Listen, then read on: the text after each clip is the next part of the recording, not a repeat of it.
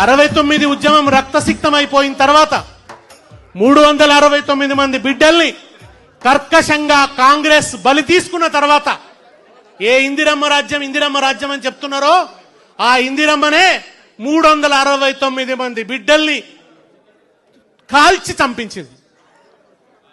వాళ్ళ దేహాల సాక్షిగా, ఆ అమరుల ఆరిపోని శ్వాసల సాక్షిగా ఈ తెలంగాణ చైతన్య దీపాన్ని ఒక జయశంకర్ గారు, ఒక కేశవరావు జాదవ్ గారు, ఒక భూపతి కృష్ణమూర్తి గారు, ఒక కాళోజీ నారాయణరావు గారు వీళ్ళందరూ కాపాడుకుంటూ వచ్చింది. ఈ దీపం ఆరిపోకుండా నిరంతరం తెలంగాణకు జరుగుతున్న అన్యాయాన్ని గుర్తు చేస్తూ వచ్చిండ్రు. ఎవరో ఒకరు రాకపోతారా, ఈ దీపాన్ని పెను జ్వాలగా మార్చకపోతారా అని. అప్పుడు వచ్చిండు ఏప్రిల్ 27, 2001 రోజున వచ్చిండు ఒక బక్కపలుచని మనిషి. అందరు ఏమనుకున్నారంటే గాలి వస్తే ఎగిరిపోయేట ఆయన ఈయనతో ఏమవుతుందని అనుకున్నారు. కానీ ఆయన తనకు తానే ఒక ప్రభంజనమై తెలంగాణను తుఫాన్ లాగా చుట్టుముట్టిండు. ఆయనే కేసీఆర్. 3 అక్షరాల విస్ఫోటనం. ఆరిపోయిన అమరుల శ్వాసలు ఈ భూమిలో నిక్షిప్తమైతే వాటిని ఆటం బాంబులు చేసి మళ్లీ పేల్చి విస్ఫోటనాన్ని సృష్టించినటువంటి వాడు కేసీఆర్. తెలంగాణ ఉద్యమానికి రాజకీయ రూపం ఇచ్చిన వాడు కేసీఆర్. రాజకీయ వ్యక్తీకరణ ఇచ్చినటువంటి వాడు కేసీఆర్. తెలంగాణ డిమాండ్ ఎన్నికలను ప్రభావితం చేసే స్థాయికి తీసుకుపోయిన వాడు కేసీఆర్. ఇక్కడ చంద్రబాబు నాయుడు, అక్కడ వాజ్పేయి. బలమైనటువంటి రాజ్యం. చంద్రబాబు ప్రతాపానికి అడ్డు లేనప్పుడు అటువంటి దశలో సవాల్ చేసి పార్టీ పెట్టిన మొనగాడు కేసీఆర్. తెలంగాణ రాష్ట్ర సమితిని స్థాపించినటువంటి వాడు కేసీఆర్. అంతేనా? ఒకవైపు పైన యూపీఏ సోనియా గాంధీ, కింద రాజశేఖర్ రెడ్డి, ఇక్కడ అక్కడ కాంగ్రెసే, ఎదురులేదు. ఆ దశలో తన కేంద్ర మంత్రి పదవికి రాజీనామా చేసి మళ్లీ తెలంగాణ భూమి మీద నిలబడి కరీంనగర్ ఉప ఎన్నికను సృష్టించి కాలాన్నే వణికించిన కళపిళ ఉడికించిన నాయకుడు కేసీఆర్. ఎంత ధైర్యం కావాలప్పుడు? అటు రాజశేఖర రెడ్డి, అటు సోనియా గాంధీ. అట్లా రాజకీయంగా అంత బలంగా ఉన్న దశలో వాళ్ళని ఎదుర్కోవడానికి, వాళ్ళని ఎదిరించడానికి ఎంత ధైర్యం కావాలి? ఎక్కడిది ఆత్మబలం కేసీఆర్ కు? ఎక్కడిది శక్తి కేసీఆర్ కు? ఎక్కడి నుంచి వచ్చింది? అది ఎక్కడి నుంచి వచ్చిందంటే తెలంగాణ ప్రజల హృదయాల్లో 60 సంవత్సరాలుగా కళపెళ్ళ ఉడుకుతున్నటువంటి స్వరాష్ట్ర సాధన ఆకాంక్షనే ఆయన బలంగా మారింది. అదే ఆయన బలంగా చేసుకున్నాడు. మీడియా లేదు, మనకు మీడియా లేదు, ధనబలం లేదు. ఏమున్నాయంటే డప్పులు కొట్టుకుంటూ వచ్చే కళాకారులు ఉన్నారు, పుస్తకాలు పట్టుకొని వచ్చే మేధావులు ఉన్నారు. ఒక విద్యాసాగర్ రావు గారు నీళ్లు నిజాలు, ఏ నదిలో ఎట్లా అన్యాయం జరిగిందో తెలంగాణ బిడ్డలకు, టీఎంసీలు అంటే ఏంది, క్యూసెక్కులు అంటే ఏంది, ఓ అద్భుతమైనటువంటి చైతన్యాన్ని కలిగించిండు. అనేక మంది మేధావులతో అనుబంధం పెట్టుకున్నాడు కేసీఆర్. కళాకారులతో అనుబంధం పెట్టుకున్నాడు కేసీఆర్.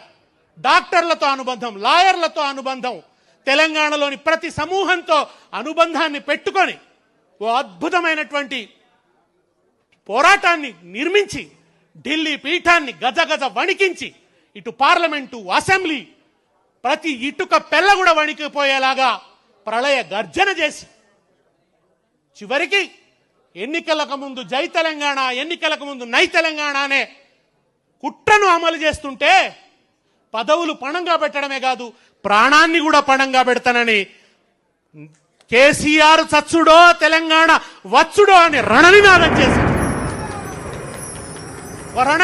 చేసి తన ప్రాణాన్ని పణంగా పెట్టి అద్భుతమైన నిరాహార దీక్ష చేసి యావత్ తెలంగాణను ఒక్కటి చేసి ఒక భూకంపాన్ని సృష్టించినటువంటి వాడు కేసీఆర్. కేసీఆర్ కేంద్రంగానే ఈ అల్పపీడనం అంతా అల్లుకున్నది. ఈ తుఫాన్ అంతా కూడా ఆయన కేంద్రంగానే. టీఆర్ఎస్ ఓడిపోతే అయిపోయింది తెలంగాణ. ఎన్ని దెబ్బలు!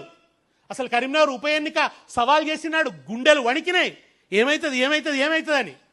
మళ్ళా రాజీనామాలు చేస్తే అనుకున్న రిజల్ట్ రాలే. రెండవసారి చేస్తే ఇక అయిపోయింది తెలంగాణ అన్నారు.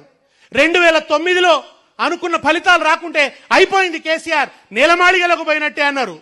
కానీ కేసీఆర్ ఒక ఫీనిక్స్ పక్షి. ఫీనిక్స్ పక్షిని చంపి కాలబెట్టినా అది మళ్ళలేస్తుంది, అది గ్రీకు పురాణాల్లో ఉంటుంది. అటువంటి ఫీనిక్స్ పక్షి కేసీఆర్ మళ్ళా అట్లా లేచిండు. మనిషిని కూడగట్టిండు, ప్రతి చేతిలో జమ్మాకు పెట్టిండు, కాగలిచ్చుకున్నాడు, అలాయ్ బలాయి తీసుకున్నాడు. అవసరమైతే ఒక మొత్తం పార్టీలందరినీ కూడా ముగ్గులోకి లాగిండు.